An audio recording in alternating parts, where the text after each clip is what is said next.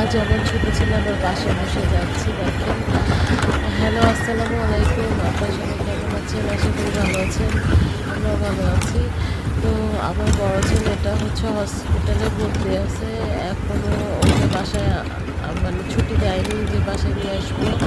তো ওকে ওদেরকে ওদেরকে যে টিকাটা দেওয়া হয়, সরকারি টিকা, ওই টিকা দিয়েছিলাম।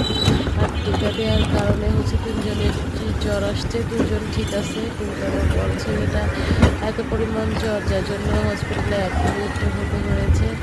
তো আমি ওকে টিকা দিয়েছিলাম, বাট ও একটু ঠান্ডা ছিল, যার জন্য ওর জ্বরটা এত মারাত্মকভাবে আসছে। তো যাদের বাচ্চাকে টিকা দিবেন তারা একটু কেয়ারফুলিভাবে দিবেন, কারণ যদি বাচ্চা ঠান্ডা কাশি জ্বর থাকে আগে থেকে, তাহলে তাকে এই টিকাটা মানে আগেই দিবেন না, তারা সুস্থ হবে তারপরে দিবেন। তো দেখেন এখানে আমি 3 দিন থেকে হসপিটালে, এবং আমি নিজেও অসুস্থ হয়ে গেছি। তো সবাই আমার বাচ্চাদের জন্য দোয়া করবেন, ভালো থাকবেন। আল্লাহ হাফেজ।